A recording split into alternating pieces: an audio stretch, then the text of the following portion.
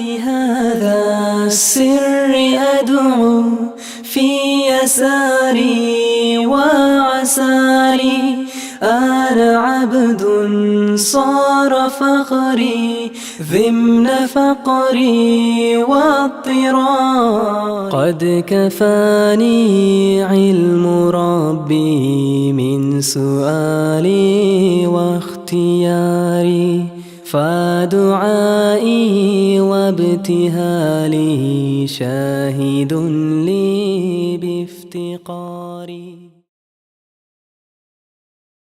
പരിഹരിക്കാൻ കഴിയാത്ത രൂപത്തിൽ ഞാൻ ലഹരിക്ക് അടിമപ്പെട്ടിരിക്കുന്നു. കേവലം പുകയിൽ നിന്നും തുടങ്ങിയത് ഇപ്പോൾ മറ്റു ചില വസ്തുക്കൾ ഉപയോഗിക്കുന്ന അവസ്ഥയിലേക്ക് എത്തിയിരിക്കുന്നു. ഞാൻ എന്തു ചെയ്യണം?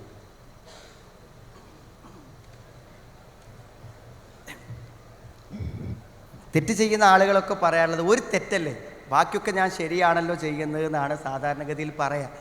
പക്ഷേ എന്തുകൊണ്ട് നമ്മൾ ചിന്തിച്ചറിയാൻ പറ്റും, ഏത് തെറ്റാണെങ്കിലും ആ തെറ്റ് അനേകം തെറ്റുകളിലേക്ക് നമ്മളെ എത്തിക്കുന്നു എന്നുള്ളതാണ് സത്യം. അങ്ങനെ പറയുമ്പോൾ മദ്യത്തെക്കുറിച്ചും ലഹരിയെക്കുറിച്ചും പറയുമ്പോൾ ഉമ്മുൽ ഹബായിസാണ്, എല്ലാ തിന്മകളുടെയും മാതാവാണ്. എനിക്ക് എൻ്റെ ഈ സുഹൃത്തുക്കളോട് പറയാനുള്ളത്, ഇന്നിപ്പോൾ ഒരു അഡിക്ഷൻ സെൻറ്റർ നടത്തുന്ന ഒരാളുമായിട്ട് ഇന്നലെ ഞാൻ സംസാരിച്ചപ്പോൾ അദ്ദേഹം എന്നോട് പറഞ്ഞൊരു കാര്യം എന്താണെന്ന് ചോദിച്ചാൽ, ഞാൻ ഈ അഡിക്ഷൻ സെൻറ്റർ തുടങ്ങുന്ന സമയത്ത് എന്താ വെച്ചാൽ ഒരു സ്ത്രീ ഒരു പെൺകുട്ടിക്ക് വേണ്ടി അഡിക്ഷൻ സെൻറ്ററിൽ ഒരു സീറ്റ് ചോദിക്കുമെന്ന് ഞാൻ സ്വപ്നത്തിൽ പോലും വിചാരിച്ചിട്ടില്ല. ഇന്ന് പുരുഷന്മാരെ പോലെ തന്നെ എൻക്വയറികൾ രക്ഷിതാക്കന്മാരിന്ന് പെൺകുട്ടികളുടെ കാര്യത്തിൽ കൂടെ വരുന്നു എന്ന് പറയുമ്പോൾ ഇത് എത്രമാത്രം ആൺകുട്ടികളിലും പെൺകുട്ടികളിലും വ്യാപകമായി കൊണ്ടിരിക്കുന്നു നമ്മൾ ചിന്തിക്കണം. എനിക്ക് നിങ്ങളോട് പറയാനുള്ളൊരു കാര്യം, ഒരു തെറ്റിലേക്ക് നമ്മൾ ബോധപൂർവം എത്തുന്നില്ല. പക്ഷേ ആദ്യം ഒരു തെറ്റു ചെയ്യാൻ തീരുമാനിക്കാൻ നമുക്ക് പറ്റുമെങ്കിൽ പിന്നീട് അതുമൂലമുണ്ടാകുന്ന എല്ലാ ദുരന്തങ്ങൾക്കും നമ്മളാണ് ഉത്തരവാദികൾ. അതിലൊന്നാണ് ലഹരിയുടെ ഉപയോഗം.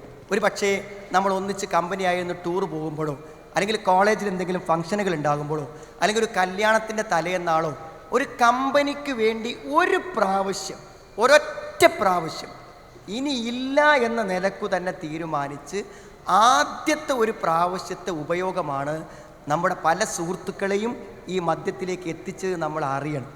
എപ്പോഴെങ്കിലും ഒരിക്കൽ ഒന്ന് മദ്യപിച്ച വ്യക്തി ഏത് സമയത്തും മദ്യപാനത്തിലേക്ക് പോകാൻ സാധ്യതയുണ്ട്. ആദ്യത്തെ ഘട്ടം പലരിലും പുകവലിയാണ്. പുകവലി എന്താണ്, തെറ്റാണെന്ന് ആളുകൾ ചോദിക്കും.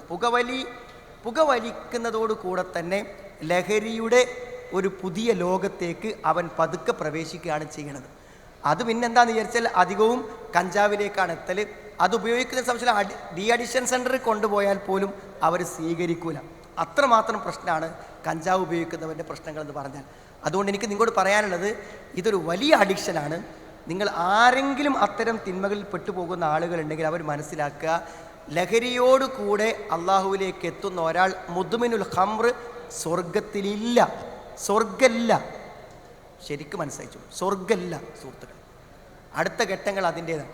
രണ്ടാമത്തെ എന്താ വെച്ചാൽ നരകത്തിൽ തീനത്തുൽ ഹബാൻ, ഒരു പ്രത്യേകമായ പാനീയം നരകത്തിൽ അവർക്ക് വേണ്ടി സജ്ജമാക്കിയിട്ടുണ്ട് എന്നാണ് പറയുന്നത്.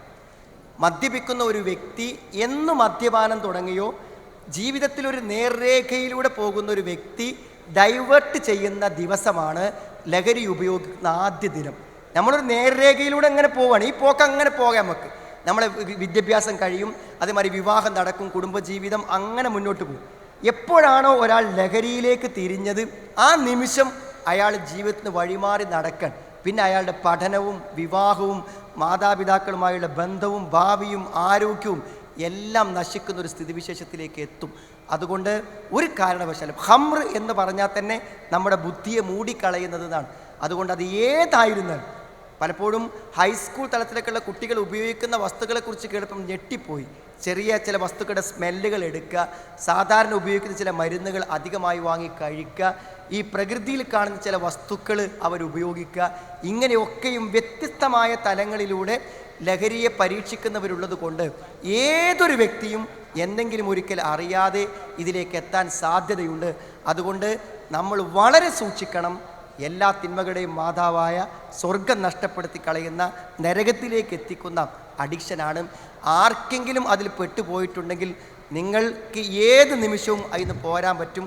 സ്വയം വിചാരിച്ച ചിലപ്പോൾ കഴിയാത്ത ആളുകളാണെങ്കിൽ നമുക്ക് ഇസ്ലാമികമായി തന്നെ നടക്കുന്ന ഡി അഡിക്ഷൻ സെൻ്ററുകളുണ്ട്. നിങ്ങൾ അവിടെയാണെന്ന് ലോകത്തൊരാളും അറിയില്ല. നിങ്ങളുടെ സുഹൃത്തുക്കൾ നിങ്ങൾ അവിടെ എത്തിച്ചു കഴിഞ്ഞാൽ 21 ദിവസത്തെ ചികിത്സകളിലൂടെയും ഉത്ബോധനങ്ങളിലൂടെയും ചിട്ടയുള്ള ഇസ്ലാമിക ജീവിതത്തോടു കൂടെയും അവർക്ക് നല്ല ഫുഡും നല്ല താമസ സൗകര്യം അവിടെ കൊടുക്കും. അവിടെ ഒരു അസൗകര്യം മാത്രമേ ഉള്ളൂ, അവിടെ പ്രവേശിച്ച ഒരുത്തനെ കോഴ്സ് കഴിയാതെ പുറത്തു വിടൂല എന്നല്ലാത്ത ഒരു പ്രശ്നം അവിടെ അല്ല. അവിടെ നമ്മൾ ഈ 21 ദിവസം കൊണ്ട് അവന് നമസ്കാരം പഠിയും, അതിൻ്റെ അർത്ഥം പഠിയും, ദീന് മനസ്സിലാവും. സൈക്യാട്രിക് ഡോക്ടറുടെ ചികിത്സയിൽ എല്ലാം ഉപയോഗിച്ച ലഹരിയുടെ എല്ലാ അവസ്ഥകളെയും ഒഴിവാക്കി കൊടുക്കാനും മാറ്റിക്കൊണ്ടുവരാനും പറ്റും. അത്തരം അവസ്ഥകളെ ഉപയോഗിക്കണമെന്ന് ഓർമ്മപ്പെടുത്താനും ഇതുമായി ബന്ധപ്പെട്ടിട്ടുള്ള ചില ചോദ്യങ്ങൾ ഇവിടെയുണ്ട്. വെറുതെ ഒന്ന് വായിക്കുന്നു. വ്യഭിചാരവും മദ്യപാനവും ഹറാമാക്കിയ ഈ ലോകത്ത് അള്ളാഹു തന്നെ സ്വർഗത്തിൽ ഇവ രണ്ടും അനുവദനീയമാണെന്ന് ഖുർആനിൽ നമുക്ക് കാണാൻ കഴിയും. അപ്പോൾ സ്വർഗത്തിൽ പോയാൽ എന്ത് തെറ്റും ചെയ്യാമെന്നാണോ അയാളുടെ ചോദ്യം. ഇത് നമ്മളെ സംബന്ധിച്ചിടത്തോളം എന്തായിരുന്നാലും നമ്മൾ തന്നെ ആലോചിക്കാറുണ്ടല്ലോ, ഈ വിദേശ മദ്യ ഷോപ്പിൻ്റെ അടുക്കലൊക്കെ ആൾക്കാർ ക്ഷമയോടെ വരി നിൽക്കുന്ന കാണുമ്പോൾ എന്തോ ഇതിലുണ്ട് എന്ന് കാണണോൻ തന്നെ തോന്നും. കാരണം കുറച്ചൊരു വലിയൊരു അത്യാവശ്യമില്ലാത്ത സംഗതിയാണെങ്കിലും ഈ 2 മണിക്കൂറൊക്കെ ഇങ്ങനെ ക്ഷമയോടെ ഓരോ സ്റ്റെപ്പ് മുന്നോട്ട് പോയി ഇങ്ങനെ വരി നിൽക്കും സുഹൃത്തുക്കൾ. മാത്രമല്ല പുറത്തെ ആൾക്കാരിങ്ങനെ കാണൂലത്, ഈ വരി നിൽക്കണമെന്നങ്ങനെ കാണൂല. നിന്ന് എത്ര ക്ഷമയോടുകൂടി ആൾക്കാർ വാങ്ങുന്നു. അപ്പം അത് കിട്ടിയേ അടങ്ങൂ എന്നൊരവസ്ഥാവിശേഷമുണ്ട്. അപ്പം എന്താ പറയുക, പല ആളുകളും ഈ തിന്മയിലേക്ക് എത്തുന്നത് എന്താ വെച്ചാൽ ഇതിലെന്തോ ഒരു ആകർഷണീയതയുണ്ടല്ലോ, അതെന്തെന്നറിയാം എന്ന ആദ്യത്തെ ചിന്തയിൽ നിന്ന് ലഹരിയിലേക്ക് പോയ ആളുകളുണ്ട്. ഞാൻ പറഞ്ഞ ആ ചിന്ത വേണ്ടെന്നാണ്. അതുകൊണ്ട് എന്തെങ്കിലും സുഖമുണ്ടെങ്കിൽ ആ സുഖം മാത്രം വല എൻസിഫുൻ, ഇവിടെയുള്ള ഈ തെറ്റായ ഒരു ലഹരിയുടെ മത്തിൻ്റെ അവസ്ഥ ഇല്ലാത്ത ഒരു സ്വർഗപാനീയം നമുക്ക് അവിടെ ഉണ്ട് എന്നാണ്. അൻഹാറും മിൻ ഹംറിൻ, മദ്യത്തിൻ്റെ പുഴയുണ്ടെന്ന് പറഞ്ഞാൽ സ്വർഗത്തിലുള്ള എല്ലാ വിഭവങ്ങളും, അവിടുത്തെ മുന്തിരിയാണെങ്കിലും അവിടുത്തെ ഇണകളാണെങ്കിലും ഭൗതിക ജീവിതത്തിൻ്റെ എല്ലാ ന്യൂനതകളും പരിഹരിച്ച മനുഷ്യന് പൂർണ്ണമായ സംതൃപ്തി, ഈശത്തുർ റാദിയ, അത് ലഭിക്കുന്നൊരു ലോകമാണ് സ്വർഗമെന്ന് പറഞ്ഞാൽ. അതുകൊണ്ട് ഇവിടുത്തെ ഈ പ്രശ്നങ്ങളോ ബുദ്ധിമുട്ടുകളോ ഒന്നുമില്ലാതെ തന്നെ മദ്യം കൊണ്ട് ഒരാൾക്ക് കിട്ടാവുന്ന ഒരു സുഖം എന്താണോ അത് നമുക്ക് സ്വർഗത്തിൽ കിട്ടും അനന്തമായി. അതുകൊണ്ട് അതെന്താണെന്നറിയാൻ വേണ്ടി തൽക്കാലം ഇവിടുന്ന് ഒരു പരീക്ഷണം നടത്തണ്ട എന്ന് നമുക്ക് തീരുമാനിക്കാൻ ഈ മദ്യത്തെക്കുറിച്ച് പറയുന്ന ആയത്തുകൾ നമുക്ക് പ്രചോദനമാകും. വിവിധ സ്ഥലങ്ങളിൽ ഖുർആൻ പല രൂപത്തിൽ അത് പറഞ്ഞിട്ടുണ്ട്. അവിടെ ഈ മദ്യമല്ല ലഭിക്കുന്നത് എന്ന് മനസ്സിലാക്കിയാൽ തന്നെ ഈ ചോദ്യത്തിന് മറുപടിയാകുമെന്ന് ഞാൻ വിശ്വസിക്കുന്നു. ലഹരിയുടെ ഉപയോഗം ഇസ്ലാമിൽ നിഷിദ്ധമാണല്ലോ. എന്നാൽ ആയുർവേദ ചികിത്സാ രീതിയിൽ നമ്മൾ ഉപയോഗിക്കേണ്ടി വരുന്ന അരിഷ്ടങ്ങളിൽ ആൽക്കഹോളിൻ്റെ അംശം അടങ്ങിയിട്ടുണ്ടല്ലോ. അപ്പോൾ അവ ഉപയോഗിക്കുന്നതിനെക്കുറിച്ചുള്ള ഇസ്ലാമിക വിധി എന്താണ്? ഹോമിയോ മെഡിസിനിലുണ്ട് എന്നാണ് പറയുന്നത്, പ്രിസർവേറ്റീവ്സ് ആയിട്ട് ഉപയോഗിക്കുന്നുണ്ടെന്നാണ്. നമ്മളെ സംബന്ധിച്ചിടത്തോളം നമ്മൾ മനസ്സിലാക്കേണ്ട കാര്യം, മദ്യം അത് അല്പമാണെങ്കിലും അധികമാണെങ്കിലും നിഷിദ്ധമാണ്. ലഹരി വരുന്ന രൂപത്തിൽ, ലഹരി ഉദ്ദേശിച്ചുകൊണ്ടും ലഹരി ഉണ്ടാവുന്ന രൂപത്തിലും മദ്യത്തിൻ്റെ ഏതംശവും ഉപയോഗിക്കുന്നത് തെറ്റാണ്. പക്ഷെ സാധാരണ ഇത്തരം മരുന്നുകളിൽ ഉപയോഗിക്കുന്നത് യഥാർത്ഥത്തിൽ മരുന്നാണ് അതിൽ മികച്ചു നിൽക്കുന്നത്, മരുന്നിന് വേണ്ടിയാണ്. അത് ഒരിക്കലും അതിലുപയോഗിക്കുന്ന ആൽക്കഹോളിൻ്റെ അംശം ഉപയോഗിക്കുന്നവനിൽ ഇഫക്റ്റ് ചെയ്യുന്നില്ല. ഇഫക്റ്റ് ചെയ്യുന്ന അളവുണ്ടെങ്കിൽ അത് തെറ്റു തന്നെ. ആ മരുന്ന് ഉപയോഗിക്കുന്നവനിൽ ലഹരിയുടെ അനുഭവം ഉണ്ടാക്കുന്നുവെങ്കിൽ ആ അളവ് അനുസരിച്ച് അത് കഴിക്കുന്നതും ഉപയോഗിക്കുന്നതും ഇസ്ലാമിൽ നിഷിദ്ധമാണ്. എന്തുകൊണ്ട്? ലഹരി അധികമായാലും കുറച്ചായാലും നിഷിദ്ധമായതുകൊണ്ട്. അതുകൊണ്ട് മരുന്നുകൾ, ഹോമിയോ മരുന്ന് കഴിക്കുന്ന ഒരാൾക്ക് ലഹരിയുടെ ഒരനുഭവവും ഉണ്ടാകുന്നില്ല എന്ന് ആ മരുന്ന് കഴിച്ചവർക്ക് എല്ലാം അറിയാം. അത്തരത്തിലുള്ള ഉപയോഗങ്ങളെ കൊണ്ട് തെറ്റാണെന്ന് നമുക്ക് പറയാൻ സാധ്യമല്ലെന്നതാണ് അതിൽ സൂചിപ്പിക്കാനുള്ള കാര്യം. ക്യാമ്പസുകളിൽ പലപ്പോഴും വലിയും കുടിയും തുടങ്ങിയ ദുസ്വഭാവങ്ങൾ ഉള്ളവരാണ് ഹീറോയിസം കാട്ടുന്നത്. അവരാണ് കോളേജിലെ ആണത്തമുള്ള തൻ്റെടമുള്ളവരെന്ന് അറിയപ്പെടുന്നത്. എല്ലാവരും അവരുടെ സൗഹൃദത്തിലായിരിക്കും, അവരുമായി ബന്ധമുണ്ടാക്കാൻ ശ്രമിക്കും. ഇതിൽ ഖേദകരമായ കാര്യം, പല മുസ്ലിം കുട്ടികൾ പോലും അവരുടെ സൗഹൃദത്തിലാവുന്നു എന്നതാണ്. ഇത് കുറച്ച് ദീർഘമായ ചോദ്യമാണ്. നമുക്കറിയാം, സൗഹൃദമാണ് ഏതൊരു തിന്മയിലേക്കും നമ്മളെ എത്തിക്കുന്നത്. നബി സ്വല്ലല്ലാഹു അലൈഹി വസല്ലം വ്യക്തമായും ലളിതമായും പറഞ്ഞെന്ന കാര്യമാണ്. ഇരുമ്പ് പണിക്കാരൻ്റെ കൊല്ലൻ്റെ ആലയിൽ പ്രവേശിച്ചാൽ അവിടെ എത്ര സൂക്ഷിച്ച് ഒരു തൂണുമേ നമ്മൾ തൊടൂലാന്ന് തീരുമാനിച്ചാലും പുറത്തിറങ്ങുമ്പോൾ എവിടെയെങ്കിലും ഒരു കരിയുടെയോ അല്ലെങ്കിൽ ഒരു തീപ്പൊരിയുടെയോ അംശം നമ്മുടെ ദേഹത്ത് വീണിട്ടുണ്ടായിരിക്കും. എന്നാൽ അത്തർ വാങ്ങാൻ പോയവൻ അത്തർ വാങ്ങണമെന്നില്ല. തിരിച്ചു വരുമ്പോൾ ഒരു അത്തറിൻ്റെ സുഗന്ധമുണ്ടാകും. ചീത്ത കൂട്ടുകാരെന്തായാലും ചീത്തത്വം തരുമെന്നുറപ്പാണ്. ഒരു സംശയ കാര്യത്തിൽ വേണ്ട. ഡി അഡിക്ഷൻ സെൻ്ററുകളിൽ നിന്ന് പുറത്തു പോകുന്നവരെ ഫോളോ അപ്പ് ചെയ്യുന്നതിലെ ഏറ്റവും വലിയ പ്രശ്നം എന്താണെന്ന് ചോദിച്ചാൽ, ഒരു കൂട്ടായ്മയിൽ നിന്ന് ഒരാൾ ഡി അഡിക്ഷൻ സെൻ്ററിൽ വന്ന് നന്നായാൽ അവൻ്റെ കൂട്ടുകാർ തീരുമാനിക്കും അവനെ കൊണ്ട് കുടിപ്പിച്ചേ അടങ്ങും. അവർ പ്രതിജ്ഞ ചെയ്യലാണ്. ഒരു സുഹൃത്ത് പറഞ്ഞത് എന്താ വെച്ചാൽ, ഒരു ദിവസം എൻ്റെ ഒരു ഫോണ്, ഡി അഡിക്ഷൻ സെൻ്ററിൽ പോയ ആൾക്കൊരു ഫോൺ വന്നു. അപ്പോൾ ഫോൺ എന്താ, എൻ്റെ വണ്ടി പുഴയിൽ കഴുകാൻ വേണ്ടി കൊണ്ടുവന്നപ്പോൾ അവിടെ കുടുങ്ങിപ്പോയി, ഒന്ന് കരക്ക് കയറ്റാൻ വരണം എന്നാണ്. അത് കേട്ടപ്പോൾ പിന്നെ ഓടി വണ്ടിയിൽ ചെന്നപ്പോൾ ബൈക്ക് പകുതി പുഴയിലേക്കാക്കി നിർത്തിയിട്ടുണ്ട്. മെല്ലെ തള്ളി കയറ്റി കൊടുത്ത് പുറത്ത് വന്ന ഉടനെ എന്ത് ചെയ്തു, ബൈക്കിൻ്റെ ആ ബാഗിൽ നിന്നും അവർ സ്ഥിരമായി മുമ്പ് ഉപയോഗിച്ചിരുന്ന ഒരു ബോട്ടിൽ എടുത്തു കഴിഞ്ഞപ്പോഴേക്ക് രോഗമാണ്. മദ്യം ഒരു രോഗമാണ്. അതുകൊണ്ട് ആ രോഗത്തിൻ്റെ സാഹചര്യങ്ങൾ മുന്നിൽ വന്നാൽ നിയന്ത്രണം വിട്ടു പോകും. അയാൾ കുടിച്ച് ഒരു തുള്ളി വായിലെത്തി ഉടനെ അവൻ കൈയടിച്ച് ചാടി ആഘോഷിച്ചു, എന്നെ കുടിപ്പിക്കുമെന്ന് ഞങ്ങൾ തീരുമാനിച്ചതാണ്, പക്ഷേ എനിക്ക് അതിന് സാധിച്ചതുള്ളൂ എന്നാണ്. ഇത് ഡി അഡിക്ഷൻ സെൻ്ററിൽ നിന്ന് പോയ ഒരാൾ. സുഹൃത്തുക്കളെ, ബോധപൂർവം നിങ്ങൾ ക്യാമ്പസിൽ അല്പം വിശുദ്ധനും പ്രോഫ്കോണിന് വന്ന ആൾക്കാരൊക്കെ ആണെങ്കിൽ നമ്മക്കൊന്ന് നോക്കാന്ന് തീരുമാനിച്ചിരിക്കുന്നുണ്ടാവും ആൾക്കാർ. ഒരു സംശയക്കാര്യത്തിൽ വേണ്ട. ഒരു കൂട്ടുകെട്ടിൽ നിന്ന് ഒരുത്തം പുറത്തേക്ക് പോന്നാൽ അവനെ തിരിച്ചു കൊണ്ടുപോവൽ അവരുടെ ബാധ്യതയാണ്. അവരത് നിർവഹിക്കും.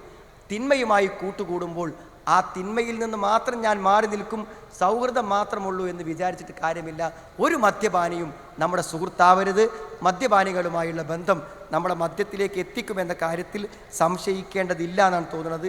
ഈ രംഗത്ത് കിട്ടിയ ചോദ്യങ്ങൾ ഞാൻ പറഞ്ഞു. ഒരു സൗഹൃദത്തിന് വേണ്ടിയോ, ഒരു ടൂറിന് വേണ്ടിയോ, ഒരാഘോഷത്തിന് വേണ്ടിയോ, കമ്പനിക്ക് വേണ്ടിയോ ലഹരിയുടെ ഏതെങ്കിലും തരത്തിലുള്ള ഒരു അനുഭവം ഒരു പ്രാവശ്യം ജീവിതത്തിൽ വന്നാൽ നിങ്ങളുടെ ഇഹലോകവും ജീവിതത്തിലെ മുഴുവൻ നന്മകളും സ്വർഗവും എല്ലാം നമുക്ക് നഷ്ടപ്പെട്ടു പോകും എന്ന് തീരുമാനിക്കുക.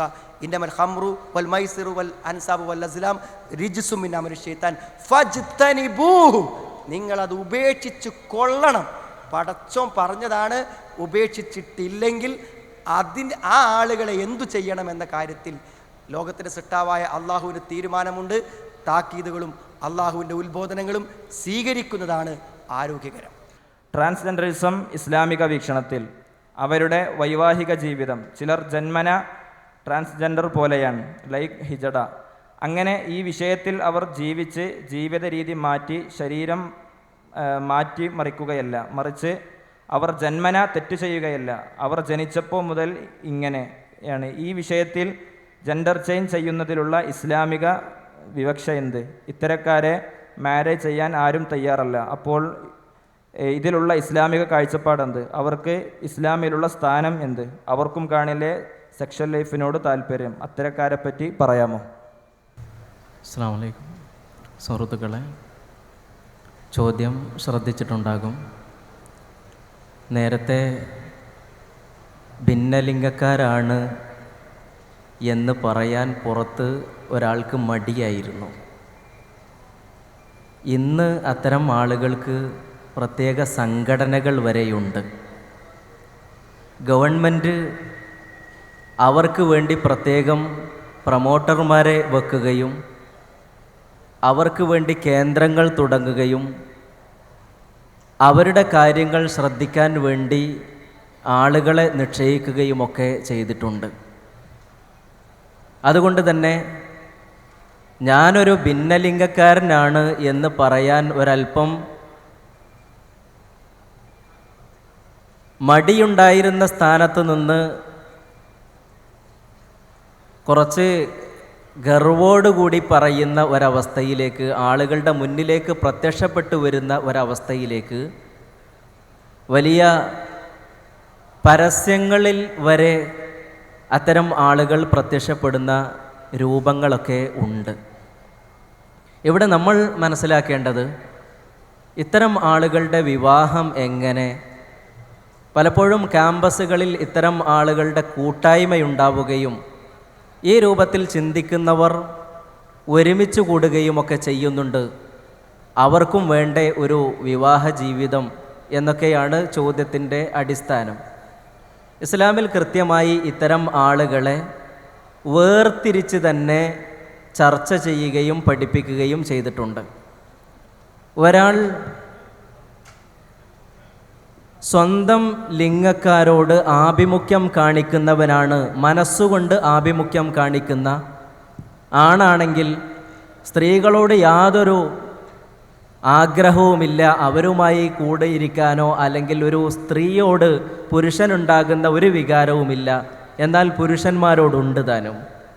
അതേപോലെ തന്നെ സ്ത്രീകളുടെ കൂട്ടത്തിൽ നിന്ന് പുരുഷനോട് സ്വാഭാവികമായി പ്രകൃതിദത്തമായി ഒരു പെണ്ണിനുണ്ടാകുന്ന വൈകാരികതകളൊന്നുമില്ലാതെ സ്ത്രീകളോട് അവർക്കൊരു വൈകാരികത ഉണ്ടാവുകയും ചെയ്യുന്നു.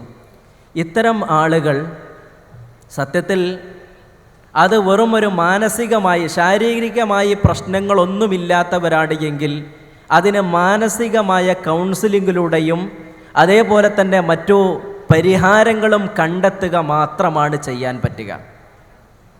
അവർക്ക് അതിനുള്ള മാർഗങ്ങൾ കണ്ടെത്തുകയാണ് ചെയ്യാൻ.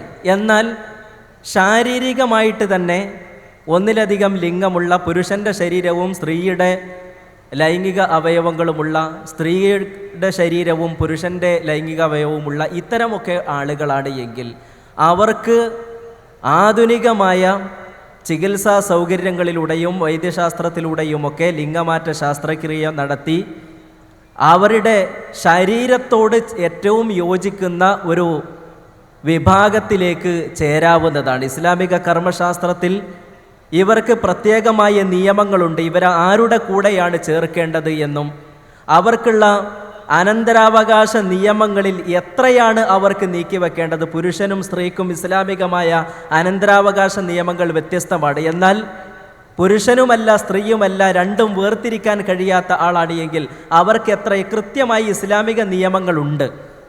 എന്നാൽ ആധുനിക വൈദ്യശാസ്ത്രം വളരെയധികം പുരോഗതിപ്പെട്ട ഈ ഒരു കാലഘട്ടത്തിൽ ശാരീരികമായി ഏറ്റവും കൂടുതൽ ഏത് വിഭാഗത്തോടാണോ അവർ ആഭിമുഖ്യം പുലർത്തുന്നത് അതിലേക്ക് മാറാനും ആ ഒരു വിഭാഗത്തിൽ ഉൾപ്പെടാനും അങ്ങനെ ജീവിക്കാനും അവർക്ക് ഇന്ന് സൗകര്യങ്ങളുണ്ട്. ആ സൗകര്യം ഉപയോഗപ്പെടുത്തേണ്ടതുണ്ട്. എന്നാൽ വെറും മനസ്സുകൊണ്ട്, ശരീരം കൊണ്ട് പൂർണ്ണമായും പുരുഷനും അതല്ലെങ്കിൽ ശരീരം കൊണ്ട് പൂർണ്ണമായും സ്ത്രീയും വെറും മനസ്സുകൊണ്ട് തൻ്റെ എതിർലിംഗത്തോടുള്ള ആഭിമുഖ്യം ഇല്ലാതിരിക്കുകയും സ്വന്തം ലിംഗത്തോട് ആഭിമുഖ്യം ഉണ്ടാവുകയും ചെയ്യുകയാണെങ്കിൽ അതൊരു മാനസിക വൈകൃതമാണ് എന്ന് മനസ്സിലാക്കുകയും ആ വൈകൃതത്തിന് മാനസികമായ ചികിത്സകൾ തേടുകയും ചെയ്യുകയാണ് ചെയ്യേണ്ടത്.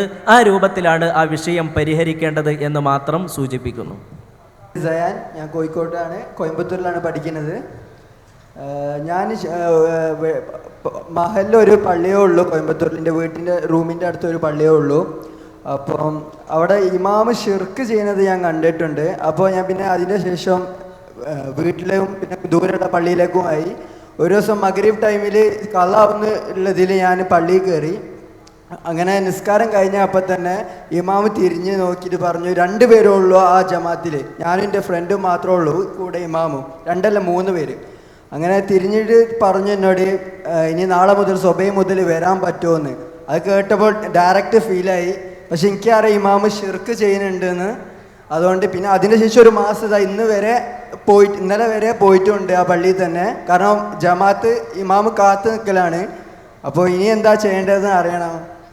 പലപ്പോഴും പ്രോഫ്കോണൊക്കെ കഴിഞ്ഞ് യഥാർത്ഥ ഇസ്ലാം എന്താണ് എന്ന് പഠിച്ച് സ്വന്തം നാട്ടിലേക്ക് പോകുമ്പോഴാണ് ഇത്തരം അനുഭവങ്ങളൊക്കെ നമുക്കുണ്ടാവുക. ഒരുപക്ഷെ നമ്മുടെ ഉപ്പയും ഉമ്മയും വരെ നമ്മൾ ഇപ്പോൾ സത്യമാണ് എന്ന് മനസ്സിലാക്കിയത് ഉൾക്കൊള്ളാൻ കഴിയാത്തവരായിരിക്കും. ശരിയായ വിശ്വാസം ഇതാണ് എന്ന് നമ്മൾ മനസ്സിലാക്കിയിട്ട് അത് ഉൾക്കൊള്ളാൻ കഴിയാത്തവരായിരിക്കും പലരും. അപ്പോൾ നമ്മൾ അനുഭവിക്കുന്ന ചില പ്രയാസങ്ങളുണ്ട്. ആ ഒരു പ്രയാസം തന്നെയാണ് സുഹൃത്തും പങ്കുവെച്ചത്. യഥാർത്ഥ വിശ്വാസം എന്താണ് എന്ന് മനസ്സിലാക്കിയ സുഹൃത്ത് അതിന് നേരെ വിരുദ്ധമായ വിശ്വാസവും ആദർശവും വെച്ച് പുലർത്തുന്ന തനിച്ച ഷിർക്ക് വെച്ച് പുലർത്തുന്ന സംസാരത്തിലും പ്രാർത്ഥനയിലും ആരാധനകളിലുമൊക്കെ അല്ലാഹുവല്ലാത്തവരോട് പ്രാർത്ഥിക്കുന്ന ആളുടെ പിന്നിൽ എനിക്ക് നമസ്കാരത്തിൽ തുടരാൻ പറ്റുമോ എന്നാണ് സുഹൃത്തിൻ്റെ ചോദ്യം. ഇവിടെ നമ്മൾ മനസ്സിലാക്കേണ്ടുന്ന ഒരു കാര്യം നമ്മൾ ഷിർക്കാണ്, അത് തെറ്റാണ് എന്ന് മനസ്സിലാക്കിയിട്ടുണ്ടാകും. പക്ഷേ നമ്മൾ ഒരാളുടെ മേൽ ഈ കാര്യം ഷിർക്കാണ്, അതുകൊണ്ട് നീ ഷിർക്ക് ചെയ്യുന്നവനാണ് എന്ന് പറയുന്നതിന് മുമ്പ്, അവൻ്റെ മേൽ ആ ഒരു വിധി പുറപ്പെടുവിക്കുന്നതിന് മുമ്പ് നമ്മുടെ മേൽ ബാധ്യതയുള്ള ചില കാര്യങ്ങളുണ്ട്. ഒരു പക്ഷേ നമ്മളും ഏതാനും വർഷങ്ങൾക്ക് മുമ്പ് അതേ പ്രവർത്തനം ചെയ്തവരായിരിക്കാം. അന്ന് നമ്മളോട് ഒരാൾ നീ ചെയ്യുന്നത് ഷിർക്കാണ് എന്ന് പറഞ്ഞാൽ അത് ഉൾക്കൊള്ളാൻ നമുക്ക് അന്ന് എത്ര പ്രയാസമുണ്ടായിരുന്നോ അതേ പ്രയാസം ഇന്ന് നമ്മൾ ഈ ചൂണ്ടിക്കാണിക്കുന്ന ഇമാമിനും ആ പ്രയാസമുണ്ടാകും എന്ന് നമ്മൾ മനസ്സിലാക്കുക. അതുകൊണ്ട് നമ്മൾ എങ്ങനെ കാര്യങ്ങൾ മനസ്സിലാക്കിയോ അതേപോലെ കാര്യങ്ങൾ അദ്ദേഹവുമായി സംസാരിക്കുകയും അത് ബോധ്യപ്പെടുത്തുകയും മനസ്സിലാക്കി കൊടുക്കുകയും ചെയ്യേണ്ടുന്ന ഒരു ബാധ്യത നമുക്ക് കഴിയുമെങ്കിൽ നമ്മൾ നേരിട്ടും, അല്ലെങ്കിൽ അതിനുള്ള മാർഗങ്ങൾ CD ആയിട്ടോ പുസ്തകങ്ങളായിട്ടോ മറ്റേതെങ്കിലും രൂപത്തിലുള്ള ചർച്ചകളായിട്ടോ മറ്റാളുകളുമായിട്ടുള്ള സംസാരിക്കാനുള്ള അവസരങ്ങളായിട്ടോ അതുണ്ടാക്കി കൊടുക്കുക എന്നത് നമ്മുടെ ഒരു വ്യക്തി ബാധ്യത തന്നെയാണ്. നമ്മൾ അദ്ദേഹത്തിൻ്റെ മേൽ ഷിർക്ക് ആരോപിച്ചുകൊണ്ട് അന്നു മുതൽ നമസ്കാരം അവിടെ നിന്ന് അവസാനിപ്പിക്കുക എന്നതിനപ്പുറത്ത് വേറെ ഒരുപാട് കാര്യങ്ങൾ നമുക്ക് നിർവഹിക്കാനുണ്ട് എന്ന ആ ഒരു തിരിച്ചറിവ് നമുക്കുണ്ടാകണം. അദ്ദേഹം ചെയ്യുന്നത് ഷിർക്കാണ് എങ്കിൽ അതിൽ നിന്ന് മോചിപ്പിക്കേണ്ടുന്ന ഒരു ബാധ്യത എനിക്കുമുണ്ടല്ലോ, അത് ഞാൻ നിർവഹിക്കുക എന്നതാണ് ഒന്നാമതായി.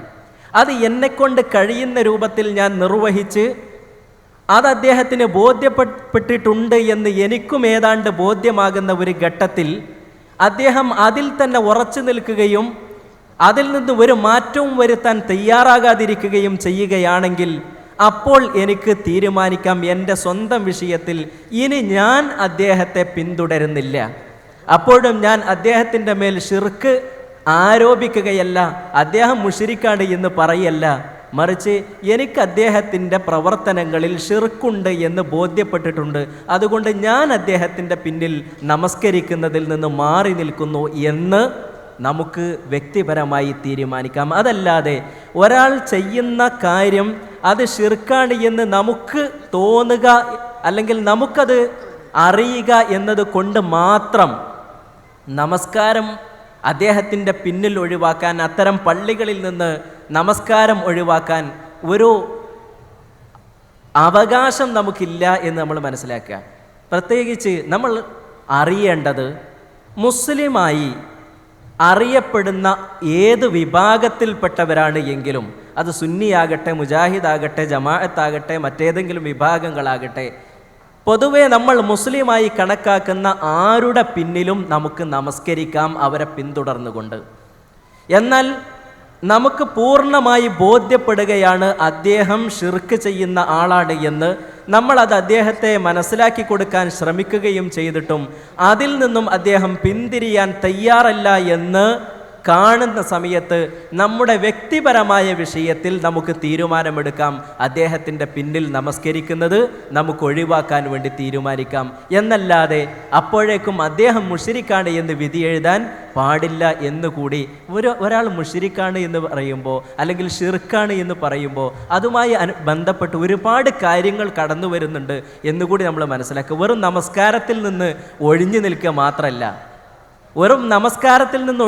മാത്രമല്ല, അദ്ദേഹത്തിൻ്റെ മകളെ നമ്മൾ കല്യാണം കഴിക്കുകയാണെങ്കിൽ അദ്ദേഹത്തിന് അത് നിക്കാഹ് ചെയ്തു തരാൻ യോഗ്യത ഉണ്ടോ ഇല്ലേ, അവിടെയും പ്രശ്നമാണ്. അതേപോലെ തന്നെ അദ്ദേഹം മരണപ്പെട്ടാൽ മുസ്ലിങ്ങളുടെ കബറിടത്തിൽ അദ്ദേഹത്തെ കബറടക്കാൻ പറ്റൂല്ലേ, അതും ചർച്ച ചെയ്യേണ്ടതാണ്. അതേപോലെ തന്നെ അദ്ദേഹത്തിൻ്റെ മക്കൾ തൗഹീദുള്ള ഒരാൾ, അവൻ്റെ പിതാവ് ഈ രൂപത്തിൽ ഷിർക്ക് ചെയ്യുന്നവനാണ് എന്ന് ആ ഒരവസ്ഥയിലാണ് ഉള്ളത് എങ്കിൽ, അദ്ദേഹം മരിച്ചിട്ടുണ്ടെങ്കിൽ എങ്ങനെയാണ് അയാൾക്ക് വേണ്ടി നമസ്കരിക്കുക, എങ്ങനെയാണ് അയാളുടെ സ്വത്ത് അനന്തരമായി എടുക്കുക? ഇങ്ങനെ ഒരുപാട് വിഷയങ്ങൾ കടന്നു വരുന്നുണ്ട്. അതുകൊണ്ട് ഒറ്റയടിക്ക് ഷിർക്ക് എന്ന് പറഞ്ഞുകൊണ്ട് വിധി എഴുതി ഒഴിഞ്ഞു നിൽക്കുക എന്നത് ശരിയല്ല. മുസ്ലിമായി കണക്കാക്കപ്പെടുന്ന ഏത് വിഭാഗത്തിൻ്റെ പിന്നിലും നമസ്കാരം നിർവഹിക്കാവുന്നതാണ്. അതോടൊപ്പം തന്നെ നേരത്തെ പറഞ്ഞ കാര്യങ്ങളും കൂടി ശ്രദ്ധിക്കുക. സഹോദരങ്ങളെ, ഈ സെഷൻ്റെ ഏറ്റവും അവസാന നിമിഷങ്ങളിലേക്ക് നമ്മൾ പോവുകയാണ്. നമ്മുടെ സഹോദരൻ എഴുതി തന്നൊരു ചോദ്യം: വായി നോക്കാൻ പറ്റില്ല, പരദൂഷണം പറയാൻ പറ്റില്ല, കാഴ്ച താത്തണം, സിഗരറ്റ് വലിക്കാൻ പറ്റില്ല, അനാവശ്യമായി പെൺകുട്ടികളോട് സംസാരിക്കുന്നത് തെറ്റാണ്, മ്യൂസിക് കേൾക്കാൻ പറ്റില്ല, ഒറ്റ സിനിമയും കാണാൻ പറ്റില്ല, നിര്യാണിക്ക് താഴെ ഡ്രസ്സ് ഇടാൻ പറ്റില്ല, ഇതൊന്നുമില്ലാതെ എന്ത് കോളേജ്? സുഹൃത്തുക്കളെ, ഞാൻ ഉറച്ചു വിശ്വസിക്കുന്നു ഈ സുഹൃത്ത് ഈ ചോദ്യം ചോദിച്ചത് നമ്മുടെ ഈ ചർച്ചകൾക്ക് മുമ്പായിരിക്കും ഇത് എഴുതി കൊടുത്തത് എന്നാണ് ഞാൻ ആത്മാർത്ഥമായി വിശ്വസിക്കുന്നത്.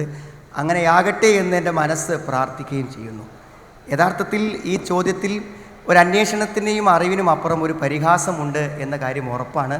ഒരു പക്ഷേ നിങ്ങളും ഈ ചോദ്യം വായിച്ചപ്പോൾ ചിരിച്ചിട്ടുണ്ടാവുക ആ പരിഹാസം മനസ്സിലാക്കിയത് കൊണ്ടാകും എന്ന് ഓർക്കുന്നു. ഞാൻ ഉത്തരം പറയുന്നതിന് മുമ്പ് വിശുദ്ധ ഖുർആനിൽ നിന്നും 1-2 വചനങ്ങളുടെ പരിഭാഷ നിങ്ങളുടെ ഒരറിവിന് വേണ്ടി ഞാൻ പറയുന്നുണ്ട്. നാളെ നിങ്ങളും നെരിയാണിക്ക് മേലെ പാൻസ് എടുത്ത് നിലവിലുണ്ടായിരുന്ന അഫെയറുകൾ അവസാനിപ്പിച്ച് കയ്യിലെരിഞ്ഞിരുന്ന പുകച്ചുരുളുകൾ അവസാനിപ്പിച്ച് ഒരു പുതിയ ജീവിതത്തിലേക്ക് പ്രവേശിക്കുമ്പോൾ ഇത്തരം മനോഗതിയുള്ളവർ ഒരുപക്ഷെ നിങ്ങളെയും പരിഹസിച്ചു ചിരിച്ചേക്കാം. അപ്പോൾ നിങ്ങൾക്ക് എന്ത് തോന്നണം എന്ന് ഞാൻ പറയുന്നു. ഇന്നല്ലദീന അജ്റമു കാനു മിനല്ലദീന ആമനു യദ്ഹഖൂൻ. തീർച്ചയായും കുറ്റകൃത്യങ്ങളിൽ ഏർപ്പെട്ട ആളുകൾ സത്യവിശ്വാസികളെ കളിയാക്കി ചിരിക്കുമായിരുന്നു. ഇദാ മർറൂ ബിഹിം യതഗാമസൂൻ. സത്യവിശ്വാസികളുടെ മുമ്പിലൂടെ അവർ കടന്നു പോകുമ്പോൾ അവർ പരസ്പരം കണ്ണിട്ടു കാണിക്കുമായിരുന്നു പരിഹസിച്ചുകൊണ്ട്. ഇദൻ കലബു ഇല അഹ്ലിഹി മുൻകലബു ഫഖിഹിം. അവരുടെ സ്വന്തക്കാരുടെ, അതായത് ഈ തെറ്റ് പ്രവർത്തിക്കുന്ന ആളുകൾ അവിടെ ഗ്യാങ്ങിലേക്ക് എത്തുമ്പോൾ രസിച്ചുകൊണ്ട്, ഈ നല്ല നടപ്പുകാരെ പരിഹസിച്ചുകൊണ്ട്, ചിരിച്ചുകൊണ്ട്, രസം പറഞ്ഞുകൊണ്ട് ചെല്ലുകയും ചെയ്യുമായിരുന്നു. ഇദാ റഔഹും കാലു ഇന്ന ഹൗലാ ഇല ലാലൂൻ. മാത്രമല്ല ഇവർ വഴിതെറ്റിപ്പോയവരാണെന്ന് സത്യവിശ്വാസികളെ കാണുമ്പോൾ അവർ പറയുമായിരുന്നു. അള്ളാഹുവിൻ്റെ മറുപടി എത്ര സുന്ദരമാണെന്ന് നിങ്ങൾ, വമാ ഉർസിലു അലൈഹിം ഹാഫിളീൻ. ഇവരുടെ നന്മകളും തിന്മകളും നോക്കാൻ ഇവരെ ആരാണ് ഏൽപ്പിച്ചത്? നമ്മുടെ ജീവിതത്തിൻ്റെ വിശുദ്ധിയും ധർമ്മവും പരിശോധിച്ച് വിലയിരുത്താൻ ഈ തെമ്മാടികളെ ആരാണ് ഏൽപ്പിച്ചത്? ആരാണ് അവരെ ക്യാമ്പസിലെ ധാർമ്മികത നോക്കാൻ ആരാണ് ഏൽപ്പിച്ചത്? നമ്മുടെ തുണിയും പാൻറ്റും നോക്കാൻ ഇവരെ ആരാണ് ഏൽപ്പിച്ചത്? ആരും ചുമതലപ്പെടുത്തിയിട്ടില്ലല്ലോ. ഫൽയൗമല്ലദീന ആമനു മിനൽ കുഫാരി യദ്ഹഖൂൻ. ഈ പരിഹസിച്ചവരെ പരിഹസിക്കുവാൻ ഈ അച്ചടക്കമുള്ള വിശ്വാസികൾക്കൊരവസരം പരലോകത്ത് അല്ലാഹു കൊടുക്കും. ഈ അച്ചടക്കത്തിൻ്റെ ഫലമായി സ്വർഗത്തിലേക്ക് പോകുമ്പോൾ ഈ ഗോഷ്ഠി കാണിച്ചവരും പരിഹസിച്ചവരും കണ്ടു കാണിച്ചവരും നോക്കി ഖേദിക്കേണ്ട ഒരു അവസരം ഉണ്ടാകുമെന്നാണ്. അതുകൊണ്ടാണ് ഞാൻ പറഞ്ഞത് ഈ ചോദ്യം നമ്മുടെ ഈ ചർച്ചകൾക്ക് മുമ്പ് ചോദിച്ച ചോദ്യമാവട്ടെ എന്നെൻ്റെ മനസ്സ് പ്രാർത്ഥിക്കാൻ കാരണം. സുഹൃത്തുക്കളെ, ഇതൊന്നും മതം പറഞ്ഞതുകൊണ്ട് മാത്രം തെറ്റായ കാര്യങ്ങളല്ല. ഖുർആനും ഹദീസും മാറ്റി നിർത്തി നിങ്ങൾ ചിന്തിക്കൂ. ഒരു അഫെയറുമായി, ഒരു അവിഹിത ബന്ധത്തിൽപ്പെട്ട ഒരു വിവാഹവുമായിട്ട് ഒരു ഇസ്ലാമിക ബോധവുമില്ലാത്ത പാരൻസിൻ്റെ അടുക്കലേക്ക് ചെന്നാൽ എന്തായിരിക്കും അവരുടെ മറുപടി? മോനെ, നല്ലൊരു വിവാഹം ആലോചിച്ച് തീരുമാനിക്കാൻ കാത്തിരുന്നവരാണ്, നീ ഇത് വേണ്ടിയിരുന്നില്ല എന്നവർ പറയും. മാന്യതയുള്ളവർ അതേ പറയൂ, അല്ലേ? ഒരു എഞ്ചിനീയറിങ്ങിന് MBBS പഠിക്കുന്ന ഒരുത്തൻ ബസ് സ്റ്റോപ്പിൽ ഇങ്ങനെ ടൈയും കോട്ട് കെട്ടുകാട്ട് അവിടെ നിൽക്കുന്ന ഒരു പെണ്ണിൻ്റെ വായിലേക്ക് നോക്കി നിന്നാൽ അതിൽ എന്ത് നന്മയും എന്ത് സംസ്കാരവുമാണ് സുഹൃത്തുക്കളെ കാണാൻ പറ്റുക? എന്താ കാണാൻ പറ്റുക? ഒരു പ്രായപൂർത്തിയായി മാന്യമായി ഡ്രസ്സ് ചെയ്ത ഒരുത്തൻ ഒരു സ്ത്രീകൾ നിൽക്കുന്നിടത്ത് ഇങ്ങനെ നോക്കി നിന്നാൽ ആർക്കാ മനസ്സിലാവാത്ത നൃത്തം അവൻ്റെ മുഖവും കണ്ടാൽ അവൻ്റെ മനസ്സിൻ്റെ രോഗം മനസ്സിലാകാത്തവരാരാണ്? ക്ലാസ്സിൽ ഞങ്ങൾ അധ്യാപകന്മാരാണ്. ഞങ്ങളുടെ കോളേജിൽ ആൺകുട്ടികൾ മുന്നിലും പെൺകുട്ടികൾ ബാക്കിലുമാണ്. അഡ്മിഷന് വന്ന ഞാൻ പറയും, 2-3 ആളുടെ ഈ 10-30 ആൺകുട്ടികൾ 2-3 രോഗികൾ ഉണ്ടാകും. ഇടയ്ക്കിടയ്ക്ക് ബാക്കിക്ക് നോക്കും. അവരെ മാത്രം ശ്രദ്ധിച്ചാൽ മതി എന്നാ പെൺകുട്ടികളോട് പറയാം. അവരെ മാത്രം ശ്രദ്ധിച്ചാൽ മതി. ബാക്കിക്ക് ഇങ്ങനെ ഇടയ്ക്കിടയ്ക്ക് ഇങ്ങനെ ക്ലാസ് എടുക്കുമ്പോൾ നോക്കിക്കൊണ്ടിരിക്കണ 1-2-3 ആളെ ഉണ്ടാവും. ഇതൊക്കെ സംസ്കാരമാണെന്ന് ആരെ സുഹൃത്തുക്കളെ മനസ്സിലാക്കുക? ആരെങ്കിലും മനസ്സിലാക്കും? അതും നന്മയല്ലെന്ന് തിരിയാൻ മതം പഠിക്കേണ്ട ആവശ്യമില്ല. കുറച്ചൊരു സംസ്കാര ബോധം മനസ്സിലുണ്ടായാൽ മാത്രമേ ആവശ്യമുള്ളൂ. അതേപോലെ അനാവശ്യമായി പെൺകുട്ടികളോട് സംസാരിക്കാൻ പറ്റില്ല. അനാവശ്യമായി പെൺകുട്ടിയോട് സംസാരിക്കാൻ പറ്റാൻ നിങ്ങളൊക്കെ വലുതായി കുറച്ച് മുതിർന്ന് വന്ന് അവൻ സ്വന്തം രക്തത്തിൽ 19 വയസ്സായ ഒരു പെൺകുട്ടി ഉണ്ടെങ്കിൽ അവളെ പിന്നാലെ ഒരുത്തൻ ഫോണുമായി പിന്നാലെ കൂടുമ്പോൾ അറിയാം ഇത് അനുവദിക്കാൻ പറ്റാത്ത കാര്യമാണെന്ന്. ആ സ്റ്റേജിൽ എത്തുമ്പോഴേ മനസ്സിലാവുള്ളൂ. അത് ശരിയാണെന്ന് ന്യായീകരിക്കാൻ ആർക്കാ പറ്റുക? ഓക്കെ, സിനിമ കാണാൻ പറ്റൂല എന്ന് പറഞ്ഞാൽ സുഹൃത്തുക്കളിൽ നിന്ന് വായിക്കുന്ന പത്രം വായിക്കുന്നവർക്കൊക്കെ അറിയാൻ പറ്റും. ഏറ്റവും സമർത്ഥമായ ബാങ്ക് കൊള്ളക്ക് തീം കൊടുത്തത് സിനിമയാണ്. ഏറ്റവും വൃത്തികെട്ട കോലങ്ങൾ നമ്മുടെ നാട്ടിൽ ഒന്നിച്ച് ഒരേ ദിവസം യുവാക്കന്മാരുടെ മുഴുവൻ ഡ്രസ്സ്, പഴയ ഡ്രസ്സ് മുഴുവൻ അഴിപ്പിച്ച് പുതിയ ഡ്രസ്സ് ധരിപ്പിച്ച് മുഴുവൻ ബാർബർ ഷാപ്പിലും പിന്നെ ബാർബർമാർക്ക് പുതിയ കട്ടിങ് പഠിപ്പിച്ചു കൊടുത്തത് ആരാ? സിനിമയാണ്. അല്ലെങ്കിൽ ഇത്ര വേഗത്തിൽ ഇത്ര ആൾക്കാരെ ഒന്നിച്ച് പഠിപ്പിക്കാൻ പറ്റൂ? എന്നിട്ട് ഒരു നാണവുമില്ലാതെ ഏതെങ്കിലും സിനിമയിൽ അഭിനയിക്കുന്നവൻ ഒരു ദിവസത്തേക്ക് വേണ്ടി കിട്ടുന്ന കോലം സ്വന്തം തലമുടിയിൽ വരുത്താൻ, അത്രയും മോശപ്പെട്ടൊരു കാര്യം ചെയ്യാൻ സുഹൃത്തുക്കൾ ഒരു ചെറിയൊരു കോമൺ സെൻസ് ഇല്ലാക്ക് പറ്റൂല. അത് കാണുന്ന മാന്യമായ ഒരാൾക്ക് അത് കാണുമ്പോൾ ഇവനും ഇത്ര വിഡ്ഢിയാണോ എന്ന് എന്നെ ചിന്തിക്കൊള്ളൂ, അത്ര ചിന്തിക്കൊള്ളൂ. പിന്നെ പാൻസ് നെരിയാണിക്ക് മേലെ വന്നാണ് നിങ്ങൾ മനസ്സിലാക്കേണ്ടത് ഒരു മുസ്ലിം ആണോ എന്നേ ചോദ്യമുള്ളൂ. മുസ്ലിം ആണെങ്കിൽ എന്താ അറിയോ? നബി സല്ലല്ലാഹു അലൈഹി വസല്ലം മാ അസ്ഫല മിനൽ കഅബൈൻ ഫഫിന്നാർ, നെരിയാണിക്ക് താഴെ വസ്ത്രം പോയാൽ അത് നരകത്തിലാണ്. നരകം ചെറിയ വിഷയമല്ല, നരകം ചെറിയൊരു വിഷയമല്ല. മൂന്നാളുകളിലേക്ക് അള്ളാഹു നോക്കില്ല, സംസാരിക്കില്ല. ആരാണത്? അവരെ സംസ്കരിക്കില്ല. ആരാണ്? അൽ മുസ്ബിലു ഇസാറഹു, വസ്ത്രം നെരിയാണിക്ക് താഴെ പോകുന്നവൻ. സുഹൃത്തുക്കൾ, അതിൽ ന്യായമുണ്ടോ? എന്തെങ്കിലും ഉണ്ടോ? എന്താ ഓരോ ബാത്റൂമിൻ്റെയും അവസ്ഥ? അതിലൂടെ ഇങ്ങനെ വലിച്ചു പോയ പാൻസുമായിട്ട് നേരെ നമ്മുടെ വീട്ടിലെ ടൈൽസുമൊക്കെയാണ് കയറുകയാണ്, നേരെ പള്ളിക്കാണ് കയറുകയാണ്. എന്താ പയ്യിലുള്ളത്? നിന്ന് മൂത്രമൊഴിച്ചവൻ ഈ പള്ളിയിലേക്ക് കയറരുത്. ഒരു പള്ളിക്ക് ബോർഡാണ് നിന്ന് മൂത്രമൊഴിച്ചവൻ. അപ്പോൾ ഈ നിന്ന് മൂത്രമൊഴിക്കാനല്ല തെറ്റ്. ഇവൻ നിന്ന് മൂത്രമൊഴിച്ചതിൻ്റെ മൂത്രത്തിൻ്റെ അംശങ്ങൾ ജീൻസിൽ കയറ്റി അവൻ പള്ളിയിൽ വന്ന് നിസ്കരിച്ചാൽ പള്ളി മലിനമാകും. അതിലെന്ത് സംസ്കാരം ഉള്ളത്? അതിലെന്ത് മാന്യതയാണുള്ളത്? സുഹൃത്തുക്കളെ, ഇസ്ലാം കൽപ്പിച്ച ഒരു കാര്യത്തിലും ഇവിടെ തീവ്രത എന്ന് പറഞ്ഞ് ഭയങ്കരമായ ഇസ്ലാം തീവ്രതയിലേക്ക് പോകുന്നു, ISIS പോകുന്നു ഒക്കെ പറഞ്ഞിട്ട് ഇസ്ലാമിൻ്റെ സുന്നത്തുകൾ അതിനോട് ചേർത്ത് കെട്ടി വായിക്കാണ്. താടി എന്താ സുഹൃത്തുക്കളെ? താടി എന്താണ്? താടി വെക്കാൻ എല്ലാവർക്കും പറ്റൂല. ഞാൻ ഒരു സലാമിൻ്റെ അസ്സലാമു അലൈക്കും സലാമിൻ്റെ വില നിങ്ങൾക്കറിയൂ? അനുഗ്രഹം ഉണ്ടാവട്ടെ, രക്ഷ ഉണ്ടാവട്ടെ എന്നൊരു സുഹൃത്ത് നമുക്ക് പ്രാർത്ഥിക്കുകയാണ്. ജീവിതത്തിൽ നമ്മളെ കാണാത്ത ഒരാൾ, അയാൾ അത്ര വിശുദ്ധനായ മനുഷ്യനായിരിക്കും, ഒരു ഹറാമും തിന്നാത്ത ആളേക്കാണ്, അയാൾ നമുക്ക് വേണ്ടി പ്രാർത്ഥിക്കുക അസ്സലാമു അലൈക്കും പറയോ സുഹൃത്തുക്കളെ? ക്ലീൻ ഷേവായി ഏതോ ഒരു കോലത്തിൽ നിലത്തിലൂടെ പാവാട പോലെ പാൻറ് നടക്കുന്ന ഒരുത്തനെ കണ്ടാൽ ഒരാൾ സലാം പറയൂ? ഈ താടി കണ്ടാൽ ഒരു പക്ഷെ ഒരു അമുസ്ലിമിനും കൂടി തോന്നും ഒരു സലാം പറഞ്ഞാലോ. ഗുഡ് മോർണിംഗ് എന്ന് പറഞ്ഞ അയാൾ എന്താ വിചാരിച്ചിട്ട് ഇയാൾക്കൊരു അസ്സലാമു അലൈക്കും കൊടുക്കാമെന്ന് ഒരു അമുസ്ലിം തീരുമാനിക്കും. അതാണ് ഈ താടി അറിഞ്ഞത്. ഇത് റസൂലുള്ളാഹിന്റെ മുഖത്തുണ്ടായിരുന്നതാണ്. നിങ്ങൾക്കറിയോ, ലോകത്തൊരു മഹാപണ്ഡിതനുണ്ട്. അദ്ദേഹം മരിച്ച സമയത്ത് പറഞ്ഞ എന്നെ മരിച്ചാൽ അപ്പം മറവ് ചെയ്യണം. ഇസ്ലാമിൻ്റെ നിയമം അതാണ്. അദ്ദേഹത്തെ മരിച്ച് കുളിപ്പിച്ച് പള്ളിയിലേക്ക് എടുത്തപ്പോഴേക്കും 5000-ഓളം ആളുകൾ അവിടെ ജനാസക്ക് വേണ്ടി എത്തി. ആ മഹാപണ്ഡിതന് ക്യാൻസർ വന്ന് അദ്ദേഹത്തിന് കീമോ കൊടുക്കാൻ വേണ്ടി ഹോസ്പിറ്റലിൽ എത്തിച്ചപ്പോൾ ഡോക്ടർ പറഞ്ഞു, കീമോ തന്നാൽ താടി പോകും ഷെയ്ഖ് എന്ന്. അദ്ദേഹം പറഞ്ഞത്, അള്ളാഹുവിനെ കണ്ടുമുട്ടുമ്പോൾ ഈ താടിയോടുകൂടെ കണ്ടുമുട്ടാൻ ഞാൻ ആഗ്രഹിക്കുന്നു. ദയവ് ചെയ്ത് ആ സങ്കീർണമായ ചികിത്സ ഈ സമയത്ത് എനിക്ക് ആവശ്യമില്ല എന്നാണ്. ഈ സമൃദ്ധമായ താടി രോമങ്ങളുമായി എൻ്റെ റബ്ബിനെ കണ്ടുമുട്ടട്ടെ എന്നാഗ്രഹിക്കുന്നവനെ പരിഹസിച്ചാൽ ആ പരിഹാസം എവിടെ ചെന്നു കൊള്ളും?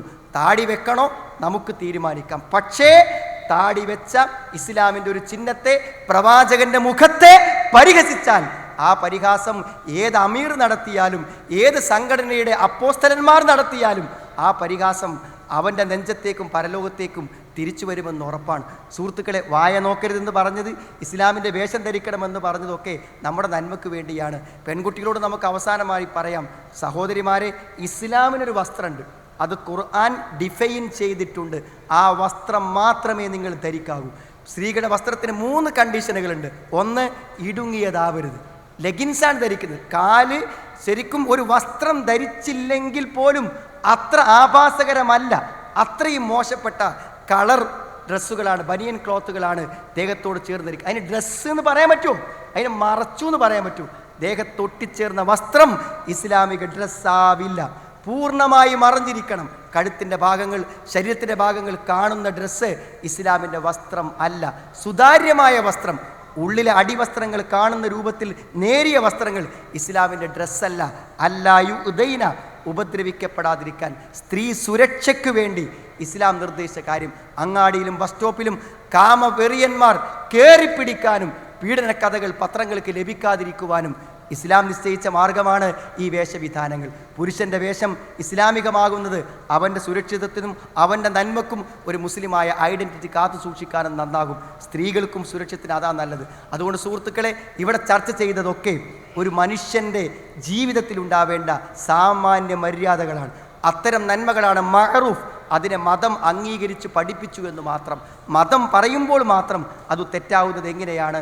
വസ്ത്രം മാന്യമായി ഒന്ന് ചളിയിൽ നിന്ന് ഉയർത്തിയെടുക്കലും, അതേപോലെ തന്നെ അന്യ പെണ്ണുങ്ങളുടെ വായ നോക്കാതിരിക്കലും, വൃത്തികെട്ട സിനിമകൾ കാണാതിരിക്കലും ഒക്കെ സദാചാരബോധമുള്ള ആരും അംഗീകരിക്കുന്ന കാര്യമാണ്. ഞാൻ ദീർഘിപ്പിക്കുന്നില്ല, സുഹൃത്തുക്കളുടെ സമാപനത്തിലേക്ക് കടക്കുകയാണ്. എനിക്കറിയാം, ഞാൻ ഉറച്ചു വിശ്വസിക്കുന്നു, നിങ്ങളെ പുകഴ്ത്തിക്കൊണ്ടൊന്നും പറയല്ല, ഞാൻ ഉറച്ചു ഈ കസേരകളിൽ നമ്മൾ നിറഞ്ഞിരിക്കുന്നത് നമ്മൾ ഈ ദീനിനോടുള്ള പ്രതിബദ്ധത കൊണ്ട് തന്നെയാണ്. അതുകൊണ്ട് ഈ ദീനിൽ നിങ്ങൾ കേട്ട കാര്യങ്ങൾ നടപ്പിലാക്കാൻ നിങ്ങൾക്ക് പറ്റും. നല്ല പ്രാർത്ഥനയും നല്ല പരിശ്രമവും ഉണ്ടെങ്കിൽ ഇൻഷാ അല്ലാ നിങ്ങളുടെ എല്ലാവരുടെയും ജീവിതത്തിൽ എന്തെങ്കിലും ഒരു മാറ്റം ഈ സെഷൻ ഉണ്ടാക്കുമെന്ന് നമ്മൾ വിചാരിക്കുന്നു. ഹൃദയങ്ങളെ മാറ്റുന്ന നാഥ, ദീനിൽ ഞങ്ങളെ ഉറപ്പിച്ച് നിർത്തുകയും ഞങ്ങളെ നന്മയിൽ മുന്നോട്ട് പോകാൻ അനുഗ്രഹിക്കുകയും ചെയ്യണമേ. ഈ ചർച്ചകൾ ഞങ്ങൾക്ക് നന്മകളായി ഞങ്ങളത് സ്വീകരിക്കണമേ നാഥ. റബ്ബന ആതിന ഫിദ്ദുനിയ ഹസന വഫിൽ ആഖിറതി ഹസനത വഖിനാ വൽഹംദുലില്ലാഹി റബ്ബിൽ ആലമീൻ. അല്ലാഹുമ്മ സ്വല്ലി അലാ മുഹമ്മദ്. സഹോദരങ്ങളെ, 21ാമത് പ്രോഫ്കോണിൻ്റെ ഇന്നത്തെ ഈ സൂര്യാസ്തമയം നമ്മുടെ ഹൃദയങ്ങളിൽ ചില പുതിയ തീരുമാനങ്ങളുടെ ഉദയങ്ങളാവട്ടെ എന്ന് ആഗ്രഹിക്കുകയാണ്, ആശംസിക്കുകയാണ്. നിങ്ങൾക്ക് തീരുമാനിക്കാം. ഹോസ്റ്റൽ മുറികളിൽ വന്ന് വീണ്ടും വീണ്ടും നിങ്ങളെ പ്രോഫ്കോണിലേക്ക് ക്ഷണിച്ചപ്പോൾ ആ MSM സുഹൃത്തിനുണ്ടായിരുന്ന ആഗ്രഹം ഈ വരികളും വാചകങ്ങളും നിങ്ങൾ കേൾക്കണമെന്നായിരുന്നു. ഒരു ഉത്തരവാദിത്ത നിർവഹണത്തിൻ്റെ ആശ്വാസത്തിൽ നിങ്ങൾ ഇവിടെ നിന്ന് തിരിച്ചു പോകുമ്പോൾ തീർച്ചയായിട്ടും മാറണമെന്ന് ആഗ്രഹിച്ച ആളുകളെ സംബന്ധിച്ചിടത്തോളം നാം പടിയിറങ്ങുന്നത് റബ്ബിന്റെ മുമ്പിലേക്കാണ്. മഗ്രിബ് നമസ്കാരത്തിലെ സുജൂദുകൾ, പക്ഷാതാപത്തിന്റെ പ്രാർത്ഥനയുടെ വരികൾ റബ്ബിന്റെ മുമ്പിൽ സമർപ്പിക്കാൻ നാം സന്നദ്ധമാവുക. തുടർന്നുള്ള സെഷനുകളിൽ ഇതുപോലുള്ള നമ്മുടെ സംശയങ്ങൾക്കുള്ള ഉത്തരങ്ങൾ ഉണ്ടാകും ഇൻഷാ അല്ലാഹ്. അള്ളാഹു അനുഗ്രഹിക്കുമാറാവട്ടെ.